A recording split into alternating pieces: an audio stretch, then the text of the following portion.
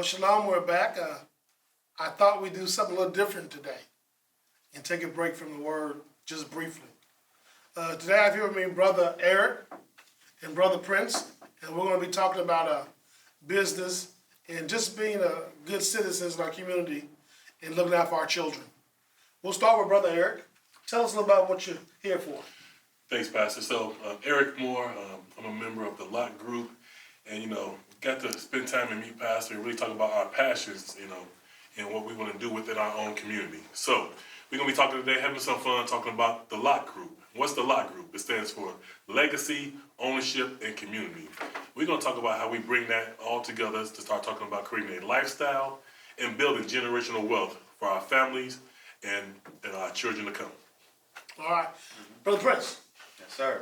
Shalom. Shalom. Yeah, I'm Prince of Don Christ Israel, CEO, founder of Foster Kids Family, Inc., and I'm also a proud member of LOC, LOC, here building relationships with the pastor and their movement, and as you stay tuned, you'll see the wonderful things and blessings that we're bringing to the community and children.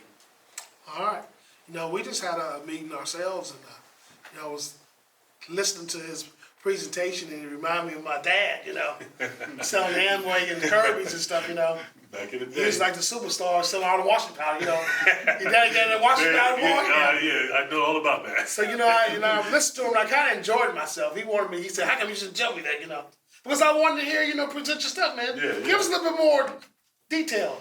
Yeah, so, along with Prince, as we begin to forge this relationship, right, we talk about familyship.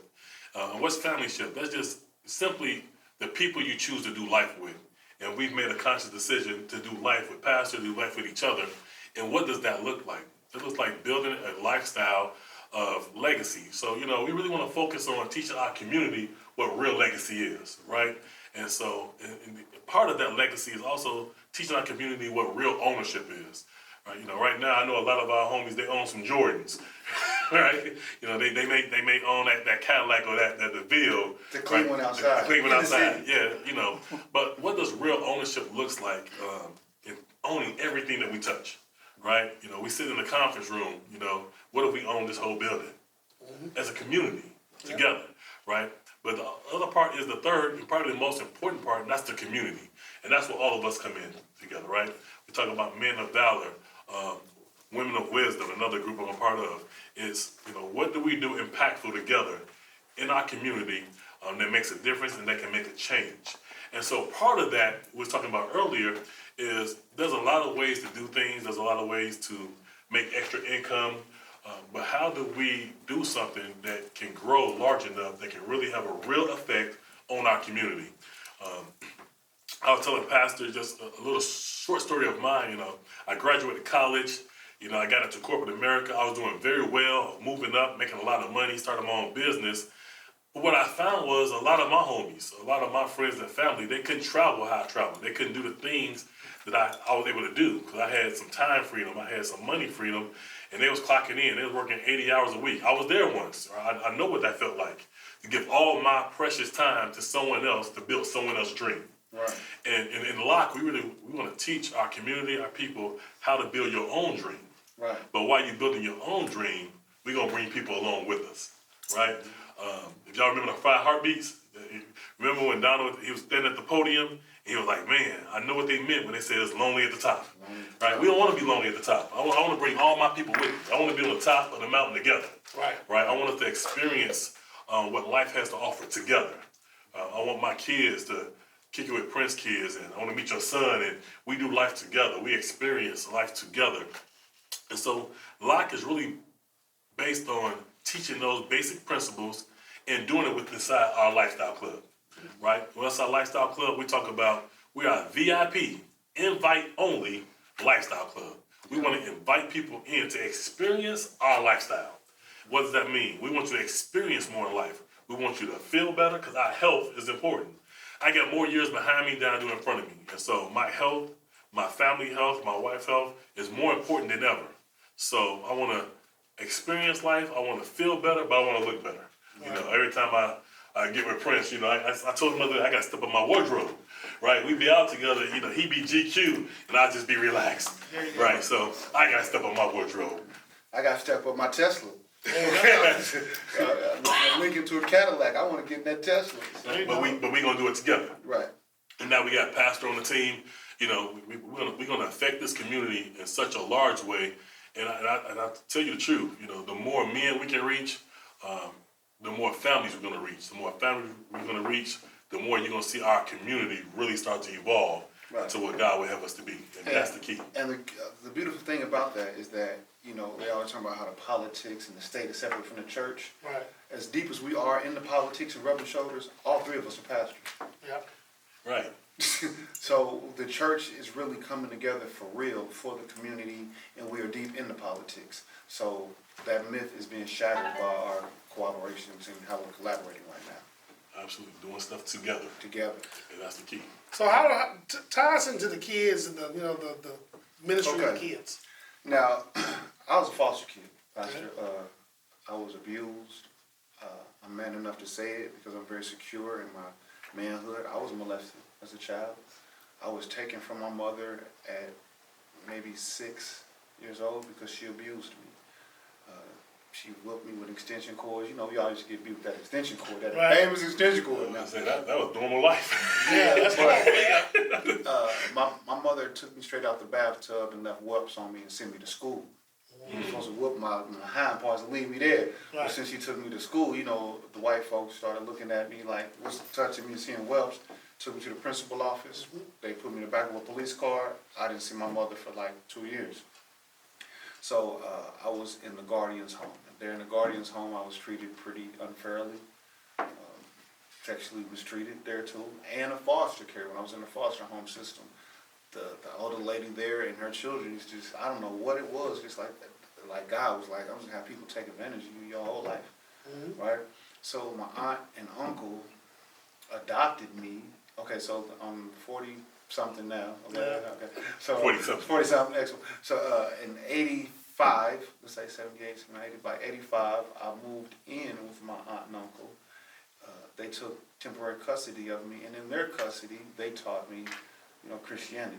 I had to memorize the Bible: Genesis, Exodus, Leviticus, Numbers, Deuteronomy, Joshua, Judges, Ruth, 1 Samuel, 2 Samuel, 1 Kings, 1 Chronicles, 2 Ezra, Nehemiah, Esther, Job, Psalm, Proverbs, in and out. I know the Bible front and back. You pointed out, you talk about that, but about I had to write book reports on this, right? Right. They felt that Jesus needed to come in my life at an early stage in my life. At a baby, they saw this, right? There you go. My mother said that I stopped listening to her at 7 months. She said I would take pencils and just jump and write stories and create pictures from the top and work my way down. Okay. Right? So something was always special with me. I didn't know quite what it was, but they saw it and they didn't know how to deal with my peculiarness. Right? So being that I was taken advantage of and crushed at such a young age, when my mother finally did get custody of me in 93, in 1994, I caught my first case, stealing. And from 94 to 95, I caught an attempted murder case. From 95 to 99 in the state. I got out in 99, caught an armed bank robbery case in 2002, and I just got out in 2018. Okay, so the press rewind. During the times when I moved back with my mother, I just started feeling like I'm free now. I mean, I was in a cage. I had to remember. I'm the Bible. The Bible. What is it? None of this. I don't care about nothing about God. I am self now. But that led me to gang life, and I was really just lashing out. And I always had a soft spot for kids, like even the young guys around the neighborhood. So whoever the bully was, I'm trying to fight the bully. There you go. You know, Where's he at? Where he at? I want to beat up everybody trying to beat up anybody. You know? But I never had anybody but my sister. She was just as skinny as me. I'm like 160 trying to fight everybody. So all the guys hated me, but all the girls loved me, right? So all my time in prison, juvenile, you know, elder gentlemen such as yourselves, always saw something in me. Like you said, I don't know, it's just something about you, man.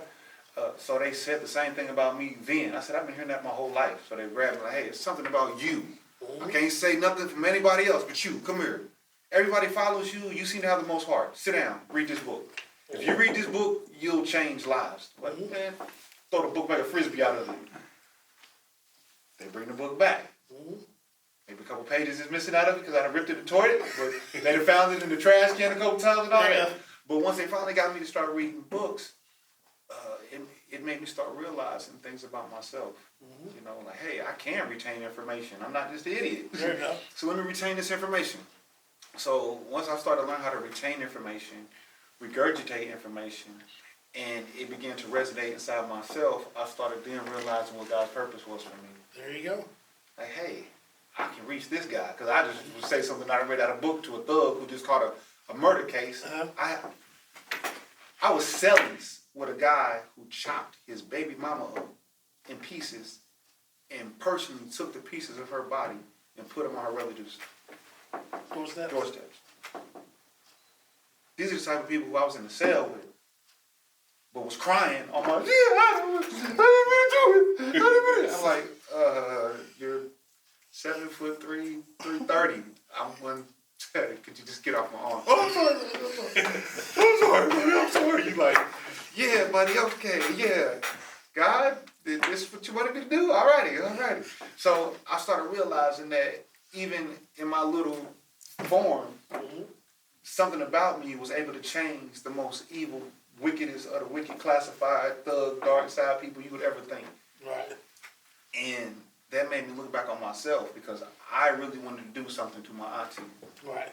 For making me lick feces out of my drawers, for making me eat throw up, for the things that she did to me. I had some evil ideas, right? So and the one thing that I don't never want to be in life is a hypocrite. Right. So when I was incarcerated, I actually smeared feces all over this is my 4th set of locks, by the way, okay? So I had to smear it all over my body. And before I did that, I had a pencil. I wrote from the door all the way around the cell. Now, I'm in the deadlock in the mental hospital. Right. In a prison. The worst of the worst of the worst. I'm talking about you hearing, you hear everything you can hear 24 hours a day. There's no really sleep for these people, you know? And I'm in there because I snapped and blanked, you know, and hit an officer with a mop stick at the time, okay? So don't think that Mr. Reverend Adam Collins' Prison Down was just the most prettiest jewel of his whole life. I'm just giving it to you raw. Right. You said have fun and keep it real? I'm just keeping it 1,000. My record reflects this. It is public information. Everything I'm telling you is true. So while I'm in this deadlock situation, I smeared feces on my body because I said to myself, if I don't humiliate myself and find some type of way to overcome this, because I'm just thinking about, you're not supposed to do no kid like that. Right. I'm older now. Now it's eating at me. And I'm like, oh, nobody taught me how to wipe myself. Right. You know, and as men, we look at that right now like, how many of y'all got boo-boo stains in your drawers? Tell the truth. Let's just be honest. Let's be honest. How many of y'all got boo-boo stains in your drawers right now? If you go, you don't see boo-boo stains. Nobody ever really taught us to wipe until the boo-boo gone. Right. But still, it doesn't give another adult the right to make you lick the feces stains out of your drawers and humiliate you. Right. You know, that's not a way that you teach somebody how to clean themselves.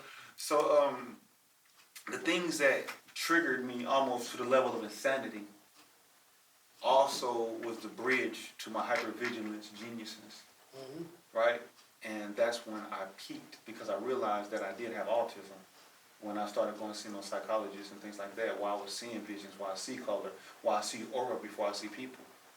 Like, I have to, like, until I focus on you like this, then you'll come into a being. Other than that, you're just energy that I see through. Like that's why they say with my favorite color, clear, because everything seems see-through to me until I take the time to look at you and crystallize you. You know, that's how fast-paced my mind moves and I see things. And that's what created my music. I started hearing sounds, people yelling and screams and horrific sounds that you hear mixed with my own thoughts and fantasies. I made music out of them. And I created 5 personalities. I just discovered a 6th one. All right, due to my lady over there, I had 5 personalities that I created. And that's how Foster Her Kids was created. It started off with Drac, just a very dark character of Count Drac. I wanted to represent the dark side because coming up in Indianapolis, they were like, what side of town you from? East side, west side? I'm like, well, Foster Kid over there, I didn't really like that neighborhood there. They didn't accept me on this side, so I don't really care about it. Drakeville. I'm from Drakeville, from the dark side. So I put dark side on my nugget. I created the whole dark side movement in Indianapolis, right? So then people started saying dark side and far side. I'm from the far side. I'm from the dark side, bro. And we created that movement in the city. So that's why I started writing Drak. But then being locked up, rapping and doing poetry in circles is Drak. The ciphers was a little different. People walking away like Brother Lynch, 3-6 Mafia, There you go. times Bushwick Bill, times everybody to the sixth power, bro. What you got going on? Start creating other music you might have more people liking your style. Right.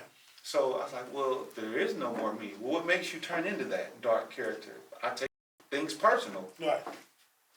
So I created a character called Personal. Okay. So when I take things personal, that's when I get evil. So I had to talk about things on a personal level to rid myself of the demon that makes me want to respond when I take things personally. Right. And that is a problem that our people, especially men, don't know how to do. We take things personal when we shouldn't take it personal. Absolutely. You know what I'm saying? So what I had to do was I had to create a character that helped personal. Personal helped Drak. I had to find somebody help personal. So I had to find somebody arrogant. Brush it off my shoulder, egotistical type of almost condescending, arrogant person. And that's when I created Ether Ephraim. Ephraim received the right hand blessing of God. Yes, he did. You know what I'm saying? So I feel like everything, I had to know that my blessings come directly from God. So you can't stop nothing I do, no way for. I had to feel like I'm just this type of guy, not to take things personal. Right. But then I had to check him. Like, I need to find somebody to check this arrogant guy that I tend to be. And the only one that can make me do that is being consciously aware of where we come from. So that's how Prince Adam Christ Israel came. My heritage, my culture. I'm a king. I can be proud, but not live in pride. I can represent myself as a king without being an egotistical male chauvinist, right? But then I had to realize, well, once I'm on this journey of self-betterment and kingdom, I have to become in alignment with the spirit and reach atonement. And that's when I tap into the Kundalini energy, which they call the Shekinah glory. And the aliens have direct contact and reaching that upper room area and being able to write from a level of Christ. And that's what I did when I created that character, Kundalini Anunnaki. And I just recently discovered another character we call Habib Deepak. Deepak is all of them put together, Drak, Ether, Personal, Adam, and Kundalini Anunnaki, like the philosopher, Deepak Chakra. So mine is Habib Deepak. I'm a cab driver. I just tell the story from all angles. That's a lot. That's a lot. Remember. That's a lot. But they're all me. And the cool part is this. Each personality represents a part of the brain. Like a part of the brain. So the right side of the brain, of course, is Drak. You know, and that is what you will call the limbic system, which is impulsive, reactionary, you know, altruistic, it's selfless. Meaning like it'll succumb to any part of the environment, any given moment. You want it, I'm giving it to you how you want it, right? That's the right side of the brain. Now, the corpus callosum, which is the butterfly, it's the bridge between the two. The cognitive thinking, that's personal. When I write from my groovy little butterfly here and I tap right here in a soft spot, that's the personal part, and that's the softest part of the skull. You know, the baby, the soft part. That's where all the wisdom was blowing from the center. So I take things personal there. And then on this side, when we're dealing with the cerebral cortex, of course, now we're dealing with, you know, I'm cocky, I'm arrogant, I can say words without saying, you dig, you feel me? I can get on this part. Now we're talking about prefrontal lobe, which is coming to Kundalini, the Anunnaki. We're going from Kundalini to Anunnaki. Then we got to talk about the hippocampus, the visualizations, the pictures of it all. And that's where I get to, you know, the Ephraim part, being flying, the picturing, that's the hippocampus part. So when I come from my hippocampus and tap here, I'm trying to paint pictures and flashy for you to see things. So I took pictures of my pieces of the brain to create foster kids family. That's why I spelled F-O-S-T-H-E-R. So the her represents the feminine X chromosome. So this is an RNA, DNA activation in this group, and this is what I teach through the youth. So when we do music together, we set our music at certain frequencies. When we create sentences together, when we create paragraphs and we make concepts, I fuse these concepts with sounds, specific words that are going to activate certain parts of the brain. That's why we're a boosted species now. That's why, you may have a guy who was walking like this, like an ape. He spent time with us. Now this man is, All right. that's called Godspeed. So while I was locked up, I was able to tap into that, through prayer, studying the Bible, reading everything you could possibly think of. I've read, I don't think there's anything you could probably name that I didn't read in 17 years, bro. They was just giving me books. They used to give me books and tell me to rap and just flip the pages and give me the books and pass it. They was training me. They put me in training, so they trained me and said, this is what you're gonna do, and when you get out, watch what happens in your life. So that's what my guys did in my circle in prison. We were called Liquid Light. And a lot of them were Masons, Shriners, and Hebrew Israelite brothers and brothers from the Moore Science Temple. And they found me and they trained me. They kept me from out of trouble, although I was still on GD time. Free Larry Hoover, free the guys. I was still on GD time. However, even the folks, GDs was like, you stay in education.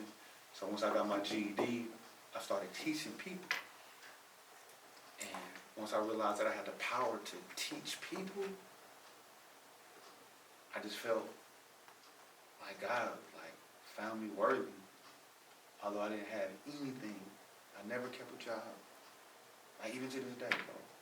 I've been in 3 car accidents since I've been out. Can't keep a job. But guess what? I'm wealthy. Because my non-for-profit has sponsors that just, we see you. We don't know why, but this is for you. If I try to get a job, I'm talking about when I'm in a job, I work for Office of Public Health and Safety. They're like, no, no. Right. No. Do this. But I want to work. No. You're bigger than this. It may sound weird that I'm telling you this. It doesn't sound weird. Okay, but this is exactly what it is, bro. I put application after application after application, bro. I'm like, God, why can't I secure a job? And God keeps telling me, because you're not to punch a clock.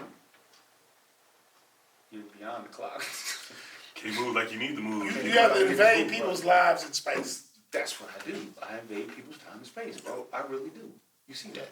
So my mission towards the kids is borderline fanatic. How old are the kids?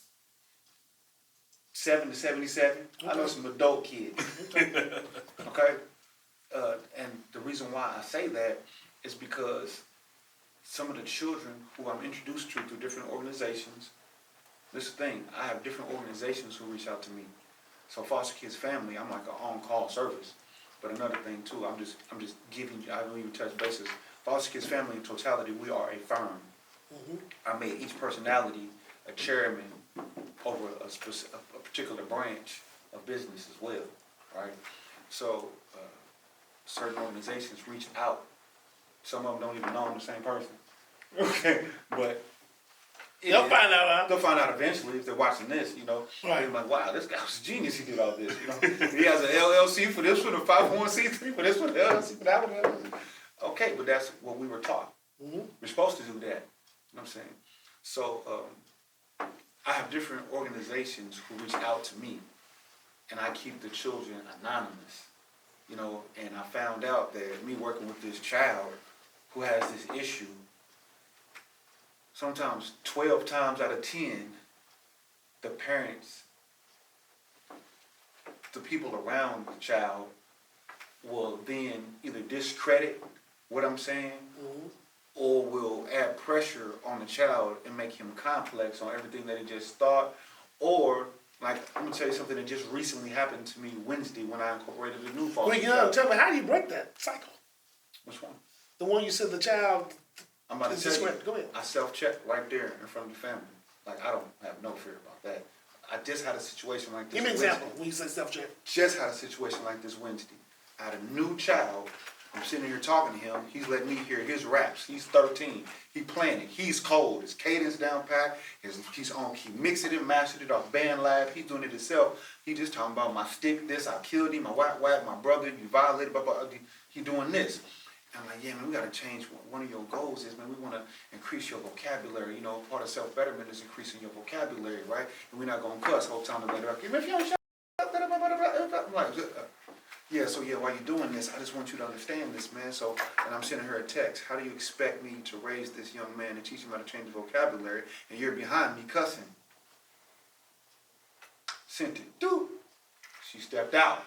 Then she sent me a text. Well, I apologize, but I said, you can't but me nothing when I'm sitting here trying to raise this young man and trying to change his vocabulary. Someone you should be trying to raise. Something that you know, but you're telling me you want him to help change the vocabulary. How? When you're doing this, you got to set the example. You're the problem. You're part of the problem. I'm saying you're not helping me fix it. You know, so that's. What are the dads at in the picture? Or you rarely see them?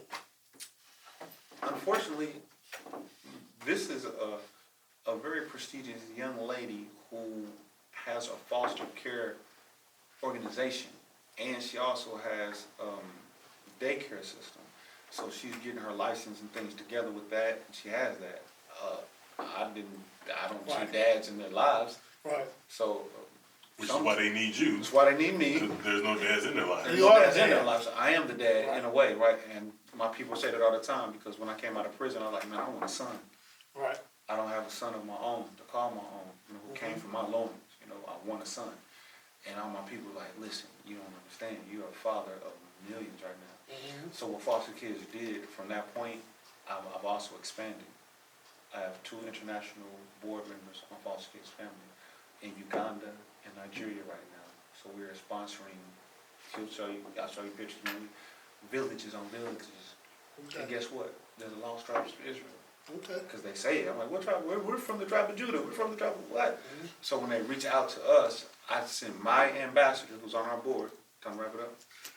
Yeah, go ahead and, Close that up? no, let him say something else and you give him the information Okay. to reach. Man, I don't know what to say after all of that. Yeah.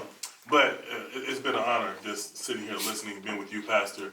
You know, with everything that Prince Adamas just talked about, it kind of comes full circle into our LOC group of what we want to do with our community, what we want to teach our young men, our young boys, our young women about creating a legacy, having ownership, right, taking responsibility and being accountable for our people, for our community, right?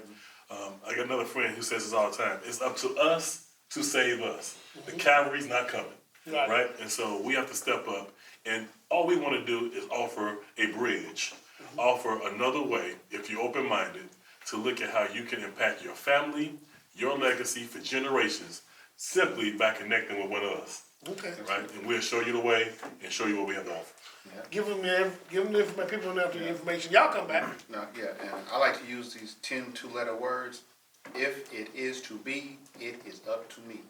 You know, and when we join community, just change the word me to us. If it is to be, it is up to us, right? And you can reach me on IG, Adam Collins 437, or Foster Kids Family Events, FOSTHERKIDZ no I, and Family Events with a Z at the end. All right, with that being said, we let you go, we salute you, and we say shalom. Shalom. Shalom.